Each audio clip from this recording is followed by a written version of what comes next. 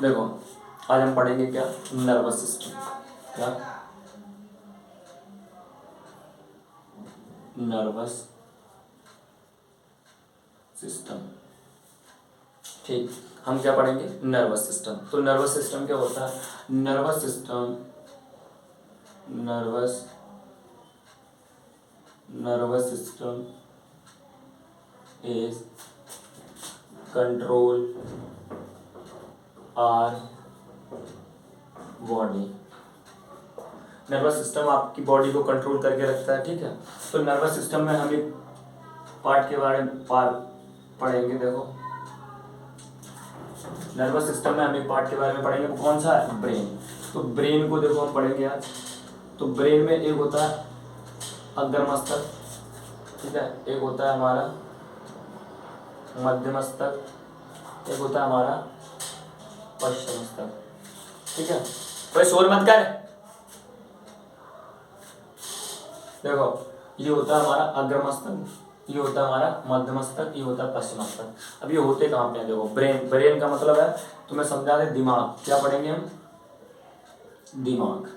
तो दिमाग की बात कर रहे हैं, इस दिमाग की हम बात कर रहे हैं। तो देखो अग्र मस्तक मैंने बोला जो यहाँ से लेके ये दिख रहा तुम्हें आगे वाला दिमाग होता है, जिसे बोलते हैं अग्र मस्तक।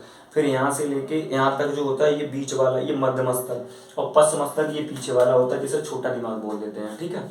तो ये हो गया हमारा पश्चिम मस्तक। तो अग्र मस्तक में सबसे पहले हम क्या करेंगे, अग्र मस्तक को क्लियर करेंगे। तो देखो अग्र मस्तक को क्लियर करते हैं सबसे पहले, ठीक। मध्य मस्तक और पश्चिम मस्तक की बाद में बात करेंगे, सबसे पहले आगे वाला दिमाग पढ़ेंगे। तो देखो सबसे पहले आगे वाला दिमाग पढ़ते हैं। तो देखो अग्र मस्तक में सबसे पहले एक चीज होती है यहाँ पे, सेरिब्रम। क्या होती है, सेरिब्रम। सेरिब्रम देखो ये अग्र मस्तक में होती है। समझ नहीं आ रहा क्या तुझे,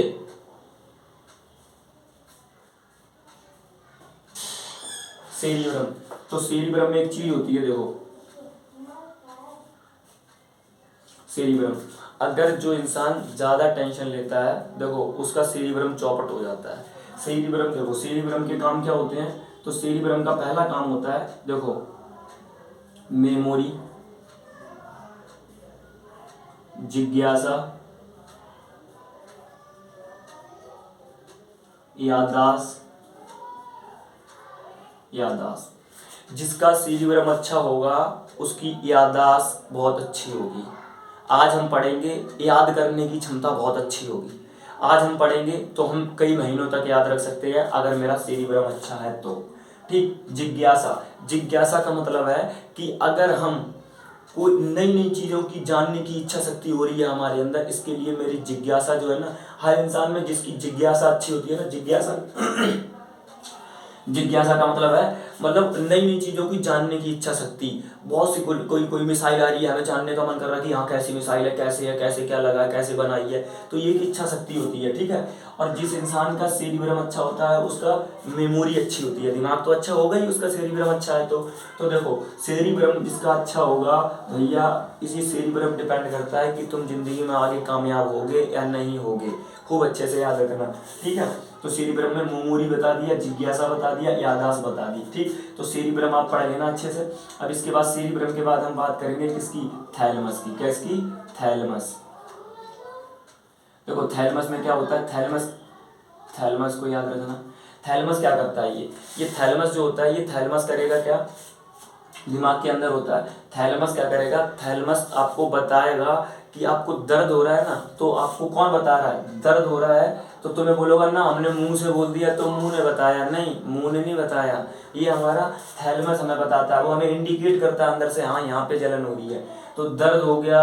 हमें जब गर्म लगेगा ना, कोई खौलता हुआ दूध तुम्हारे ऊपर डाल देना तो तुम बिलबिला जाओगे, और बिलबिला जाओगे तो इसका कारण जानते हो, जहाँ पे भी दूध पड़ेगा तो ये गर्म का जो हमें एहसास होता है ना, वो बताता कौन है हमें, ये थैलेमस बताता है। तब तुम अपने मुंह से बोलते हो कि हाँ दर्द हो रहा है, ठीक। जैसे दर्द हो गया, गर्म लग गया आपको, ठंडा लग रहा है, तो ये सब कौन बता रहा है हमें, ये सब हमें बता रहा है कौन, थैलेमस, ठीक। थैलेमस बता रहा है। इसके बाद हम बात करेंगे किसकी, हाइपोथैलेमस की।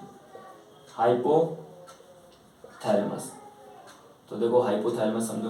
देखो हाइपोथैलेमस में क्या क्या होता है, देखो अगर आपको भूख नहीं लग रही, आपको प्यास नहीं लग रही, आपको नींद नहीं आ रही, ठीक, तो आप ये मत सोचना कि आपको किसी से प्यार हो गया, ये बहुत बुरी चीज़ है। ठीक, अगर ये चीज़ें नहीं हो रही इसका मतलब है कि आपके हाइपोथैलेमस में गड़बड़ी है। ठीक, आप अपना हाइपोथैलेमस चेक कराओ। आजकल के लड़के हैं जो टीवी में देखते हैं वही सीख लेते हैं और उसी को एक ट्रेंड बना देते हैं। ठीक है, तो अगर आपको भूख नहीं लग रही, नींद नहीं आ रही, प्यास नहीं लग रही, इसका मतलब हाइपोथैलेमस गड़बड़ है। जाओ चेक कराओ डॉक्टर से, दवा वालो सही से, तो ये सब होने लगेगा। ठीक है, आपको गुस्सा ज़्यादा आता है, क्रोध, इसका मतलब भी हाइपोथैलेमस में गड़बड़ी है। क्रोध नहीं आए इसके लिए क्या करें, आप देखो तली हुई चीज़, वो हम कहते हैं तली हुई चीज़ें, आपको मसाले नहीं खाने चाहिए। क्या मसाले, जो मसाले होते हैं ना, प्याज लहसुन मसाले, ये मत खाओ। इनसे क्या होता है, हमारा जो हाइपोथैलेमस तुरंत एक्टिव हो जाता है, और अगर हाइपोथैलेमस एक्टिव हो जाएगा उस आदमी को गुस्सा आएगा। ठीक है, तो देख लेना, सन्यासी जो होते हैं वो इसीलिए अपना घर छोड़ देते हैं, मालूम है क्यों?